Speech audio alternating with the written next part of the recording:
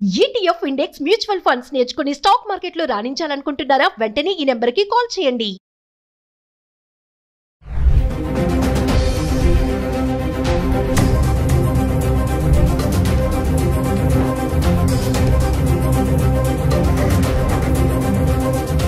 Hello viewers, welcome back to Suman TV. ప్రస్తుతం మనతో పాటు ఉన్నారు 20 ఇయర్స్ నుంచి అమెరికాలో ఉంటున్నటువంటి MNC ఎగ్జిక్యూటివ్ వీరభద్ర సార్ గారు. సార్తో మాట్లాడండి. నమస్తే సార్. నమస్తే.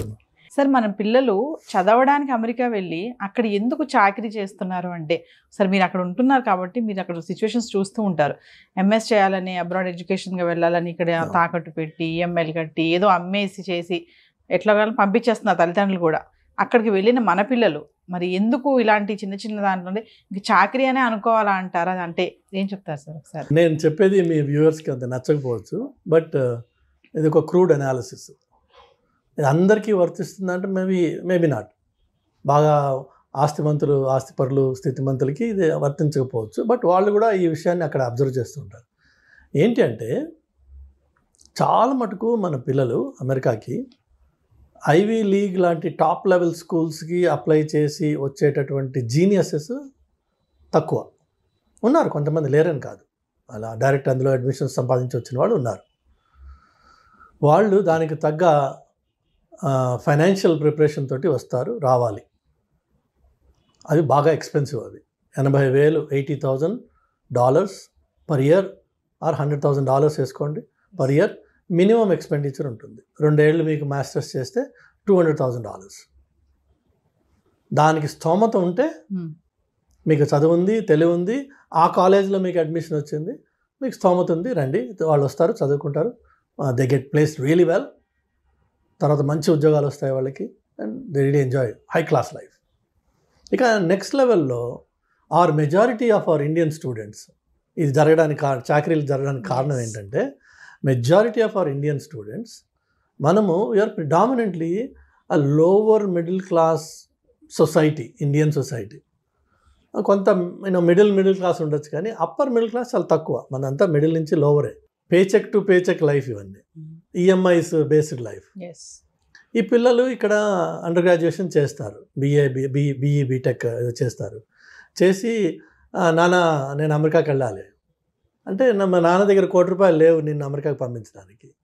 అందుకని వీళ్ళు ఏం చేస్తారంటే, వాళ్ళ సీనియర్స్ తోటి మాట్లాడతారు. నువ్వు వెళ్ళావు కదా, నీకెంత ఖర్చు అవుతుంది. వాడు వీడికి మంచి రోజీ పిక్చర్ ఒకటి ఇస్తాడు. ఏంటి అంటే, ఏం లేదురా, నువ్వు ఫస్ట్ సెమిస్టర్ పైసలు కట్టేసుకుని రా, చేతిలో ఇంకొక $1,000-2,000 నువ్వు ఖర్చుకు తెచ్చుకో, నువ్వు ఇక్కడ రాగానే మనం ఏదైనా పార్ట్ టైం సంపాదిద్దాం, దాంతో నువ్వు ఇక్కడ ఫీజు కట్టుకుని నువ్వు ఇక్కడ కంటిన్యూ అవ్వచ్చు. కాబట్టి మీ పేరెంట్స్ని ఒక ఫస్ట్ సెమిస్టర్కి ఫీ మాత్రమే, ఇన్ఫ్యాక్ట్ యూనివర్సిటీలు కూడా ఇన్సిస్ట్ చేస్తాయి, మీరు ఫస్ట్ ఫీ రూపీస్లో మీరు కట్టాలి అని. అంటే రిమోట్గా ఇండియా నుంచే మీరు ఆ ఫీ కట్టాలి. సో ఇక్కడ అమ్మ నాన్నల మీద ప్రెషర్ వేసి అది 10 లక్షల, 15 లక్షల, 8 లక్షల మొత్తానికి వాళ్ళ దగ్గర తీసుకుని ఆ ఫీజు కడతారు. వెళ్ళేటప్పుడు $2,000-3,000 ఖర్చు కోసం, ఇనిషియల్గా ల్యాండ్ అవ్వగానే అవసరాలు ఉంటాయి కదా, అది తీసుకుని వెళ్తారు. ఇది వెళ్ళిన వెంటనే ఈ లోపే ఇక్కడి నుంచి వాళ్ళ సీనియర్స్తో మాట్లాడుకుని ఉంటారు కదా, అన్న నేను వస్తున్నా, నాకు ఇది కావాలి అంటే వాడైతే చెప్తాడు. అలానే వీళ్ళు వెళ్ళంగానే వీళ్ళ ప్రైమరీ ఫోకస్ ఏంటంటే, ఆ యూనివర్సిటీకి వెళ్ళి అక్కడ చదువుకోవాలా, క్లాసెస్ ఎక్కడున్నాయి, రూమ్స్ ఎక్కడున్నాయి, లైబ్రరీ ఎక్కడ ఉంది, ప్రొఫెసర్స్ ఎవరు, TS ఎవరు, ఇది ఫోకస్ కాదు. వీళ్ళ ఫస్ట్ ఫోకస్ ఏంటంటే, ఇమ్మీడియట్గా నేను ఒక part time job, it's not a job, so part time work నేను సంపాదించాలి. ఎందుకంటే నెల తిరగకుండా నాకు ఖర్చులు మొదలైపోతాయి. నాన్నకేమో నేను 10 లక్షలు ఫస్ట్ సీడ్ క్యాపిటల్ ఇవ్వు చాలు, తర్వాత ఏం అక్కర్లేదని చెప్పొచ్చాను. కాబట్టి ప్రైమరీ మోటివేషన్ డబ్బు సంపాదించడం మీద పడుతుంది.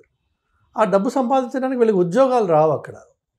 They are not eligible to receive a payment by cheque from anybody. That is unemployment అనే జాబ్. వాళ్ళకి ఇచ్చేది ఏంటి, ఆడ్ జాబ్స్ దొరుకుతాయి. That too through their friends. Gas స్టేషన్లో వర్క్ చేయడమా, దానికి గ్యాస్ స్టేషన్కి కన్వీనియన్స్ స్టోర్ అటాచ్డ్ ఉంటుందన్నమాట. సో ఆ కన్వీనియన్స్ స్టోర్లో వీళ్ళు క్లర్క్గా కూర్చోవడమా, లేకపోతే రెస్టారెంట్లో సర్వర్స్గా వర్క్ చేయడమా, అలా ఆడ్ జాబ్స్ ఏవో ఉంటాయి ఆపర్చునిటీస్, అవి వీళ్ళు చేయడం మొదలు పెడతారు. ఆయాలుగా కూడా చేస్తారంట కదా సార్. బేబీ సిట్టింగ్ చేస్తారు మన అమ్మాయిలు, కొంతమంది బేబీ సిట్టింగ్ చేస్తారు. అలా రకరకాలుగా ఉన్నాయి పనులు. వాళ్ళందరికీ on an average about $7.50 or $8 or మంచి ఎంప్లాయర్ అయితే $10 వరకు ఇస్తారు. నా ఫ్రెండ్ ఒక అతను ఉన్నాడు, $10 ఇస్తాడు అతను. సో ఈ మెజారిటీ ఆఫ్ ఈ వర్క్, ఈ ఆయా వర్క్ అంటే అఫ్కోర్స్ పిల్లలతోటి ఆ ఓపిక నీ దగ్గర ఉండి నువ్వు వాడిని కొట్టకుండా, ఆ కొట్టింది సీసీ కెమెరాలో పడకుండా నువ్వు ఉంటేనేమో సరే. లేదు ఈ వాళ్ళు మాత్రం పిల్లలతో ఉంటారు కాబట్టి ఆ ఓపిక ఉంటుంది అమ్మాయిలకి అని చెప్పి ఎక్స్పెక్టేషన్ కాబట్టి అది అవ్వచ్చు. మరి ఇటు రెస్టారెంట్స్ కానీ గ్యాస్ స్టేషన్స్లో కానీ వర్క్ చేసిన పిల్లలు కూర్చోడానికి కుర్చీలు ఉండవు అక్కడ. నువ్వు 7 hours 6 hours 8 hours నిలబడి ఉండాలి. వయసు వాళ్ళ వైపు ఉన్న యంగర్ జనరేషన్ అయినా 8 గంటలు ఒక వ్యక్తి నిలబడి ఉన్నాడంటే ఆ తర్వాత వాడు ఎందుకు పనికిరాడు. కాళ్ళు నొప్పులు ఉంటాయి భయంకరంగా.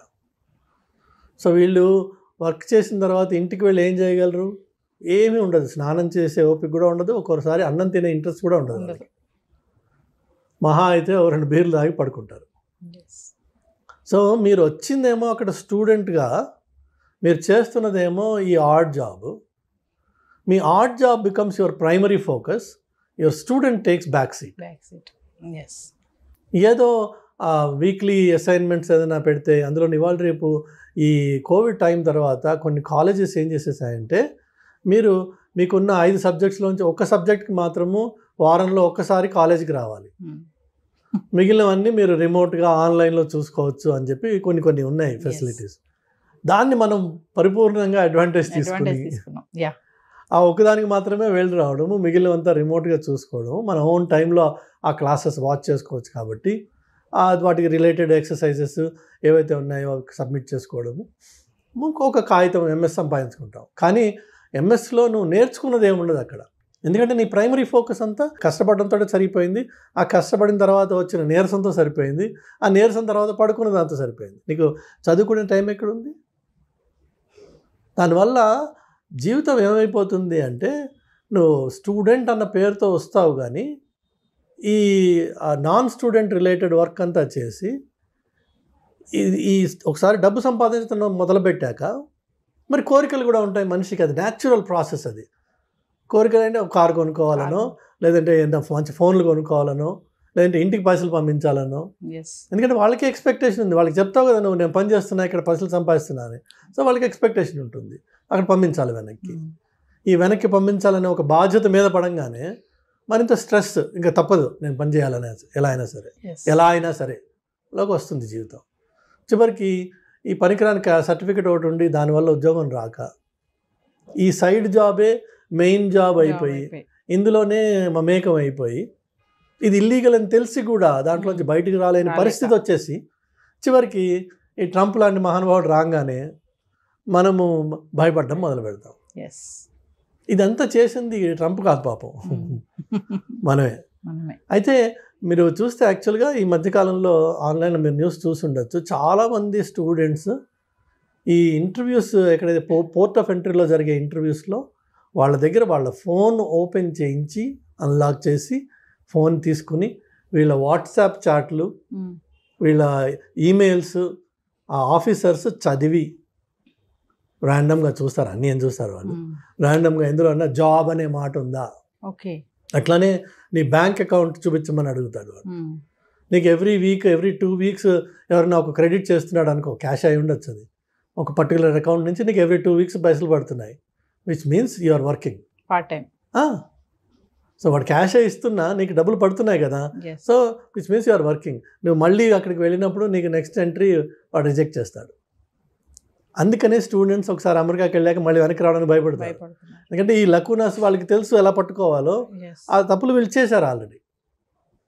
అదర్వైజ్ నువ్వు స్టూడెంట్వి రాయల్గా వెళ్ళి రాయల్గా రా, నీ దగ్గర I-20 ఉంది, వీసా ఉంది, అక్కడ ఉన్నావు నువ్వు 6 నెలలు సంవత్సరమో వెళ్ళు రా నువ్వు. కానీ రారు మన వాళ్ళు, ఎందుకంటే మనం చేసిన తప్పు ఆ దొంగ మనలో ఉన్నాడు, వాడు పట్టుకోవడానికి అక్కడ రెడీగా ఉన్నాడు. ఇందుకే కష్టాలు.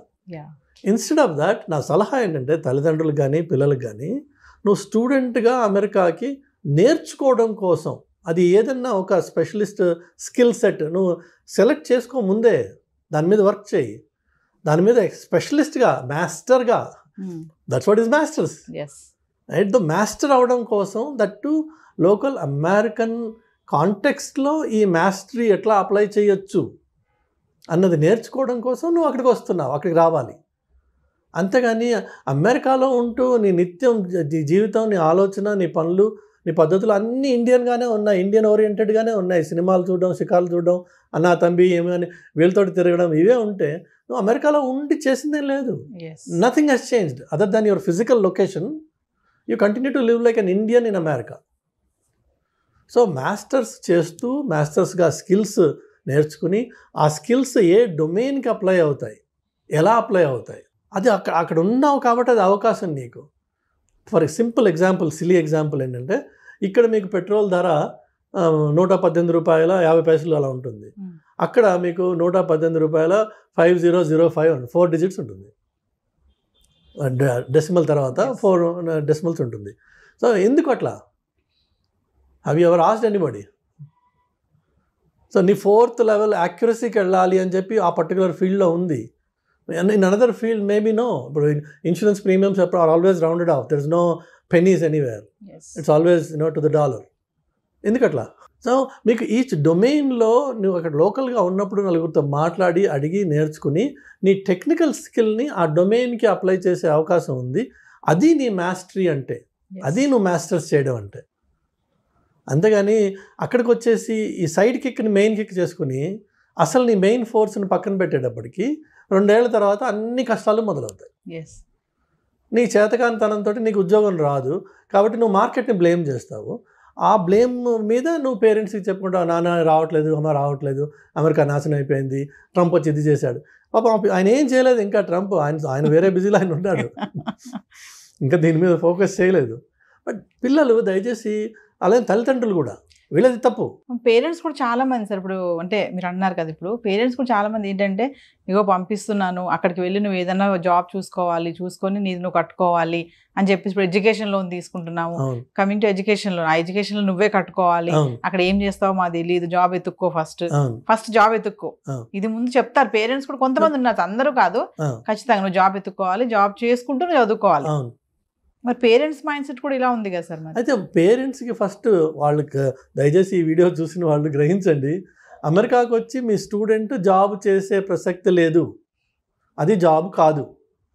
మీరు ప్రత్యేకంగా వాడికి లక్షలు ఖర్చు పెట్టి మీరు వాడిని ఎక్కడికి పంపిస్తున్నారంటే కూలి పనికి పంపిస్తున్నారు. చక్కగా గారాభంగా పెంచుకున్న కొడుకునో కూతురునో మీరు కూలి పని కోసం అని చెప్పి అమెరికాకి లక్షలు ఖర్చు పెట్టి ఆ కూలి పని చేసుకుని నువ్వు చదువుకో అని చెప్పి పంపిస్తున్నాను. ఇన్నాళ్ళు ఇంట్లో కనీసం ఇటు గిన్నె తీసి అటుపక్క పెట్టని పిల్ల కూడా అక్కడికి వెళ్ళి బేబీ సిట్టింగ్ చేస్తుంది.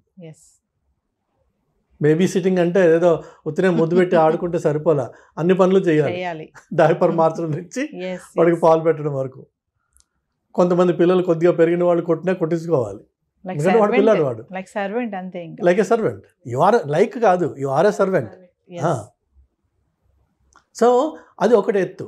రెండోది వచ్చేసి మీరు ఆలోచించండి, ఒక స్టూడెంట్గా వెళ్ళిన పిల్లవాడు, స్టూడెంట్ లైఫ్ అయిపోయింది, మాస్టర్స్ మొత్తానికి ఏదో కాపీ కొట్టో వాడిని అడిగో వీడిని అడిగో కంప్లీట్ చేశాడు, వాడికి అసలు ఉద్యోగం రావట్లేదు, వాడికి కారు కొనుక్కునే హక్కు లేదు, వాడికి డ్రైవర్స్ లైసెన్స్ రాదు, వాడికి ఒక రియల్ లైఫ్ ఎంజాయ్ చేయాల్సిన అవకాశం దొరకదు. కానీ ఇండియాలో మాత్రం 25 లక్షలు 20 లక్షలు స్టూడెంట్ లోన్, ఎడ్యుకేషన్ లోన్ తీసుకుని వెళ్ళాడు, దాన్ని రీపే చేయాల్సిన బాధ్యత వాడి మీద ఉంది కాబట్టి వాడు వెనక్కి రాలేడు. అలాంటి వాడి స్టేట్ ఆఫ్ మైండ్ ఆలోచించండి, వాడు ఎంత కష్టపడుతున్నాడో అక్కడ తీర్చాలి, పెట్టిన డెప్ట్స్ అన్ని క్లియర్ చేయాలి, ఏదో ఒకటి చేయాలి ఇక్కడ. నేను అది మగపిల్లవాడు, మగపిల్లవాడు. ఆడపిల్ల ఏం చేస్తుంది? నేను ఆ విషయాలు చెప్పదలుచుకోలేదు, కానీ పరిస్థితులు చాలా ఘోరంగా ఉన్నాయి వీళ్ళకి. దేశం కాని దేశంకి వెళ్ళి కమ్యూనికేషన్ స్కిల్స్ కూడా లేక అక్కడ కొన్ని పనులు చేయకూడదు. షాప్ లిఫ్టింగ్ చేసి పట్టుబడిన ఆడపిల్లలు ఉన్నారు, మీరు ఆన్లైన్లో చూడొచ్చు వీడియోస్. ఎందుకు చేశారు షాప్ లిఫ్టింగ్? ఏదో క్యాజువల్గా సరదా. అక్కడ ప్రతి షాప్లో మీకు కొన్ని వేల కెమెరాలు ఉంటాయి, మీకు కనిపించవు అవి. వాటికి లాస్ ప్రొటెక్షన్ ఆఫీసర్ అని ఒకడు ఉంటాడు, ఎల్పీపీనో ఎల్పీఓనో అంటారు.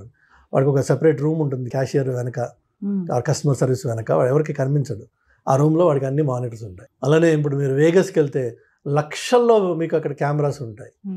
ఒక్కొక్క మనిషిని వాడికి అనుమానం వచ్చిందంటే వాళ్ళకి పిన్ చేస్తారు వాడిని, వాడి మొత్తం movement, every step will be tracked throughout the time. ఆ కెమెరాస్ ఒకదాని తర్వాత ఒకటి వాడిని పట్టుకుంటాయి. ఓకే. నీ బ్రీదింగ్, నీ చేతుల movement, everything they notice. So అదంత ఈజీ సొసైటీ కాదు అది. ఇక్కడి నుంచి అదేదో వెళ్ళిపోయి ఈ సీనియర్స్ ఏం చెప్తారు అక్కడ ముందు ఉన్న వాళ్ళు వీళ్ళకి, ఏం లేదురా మన హైదరాబాద్ లెక్కే ఉంటుంది వచ్చాయండి. ఏముంటుంది హైదరాబాద్ లెక్క? ఒకవేళ నిజంగా హైదరాబాద్ లెక్కే ఉందనుకుందాం, ఎందుకు వచ్చారా ఇక్కడికి నువ్వు? అసలు హైదరాబాద్లోనే ఉండొచ్చు కదా, అస్యూమింగ్.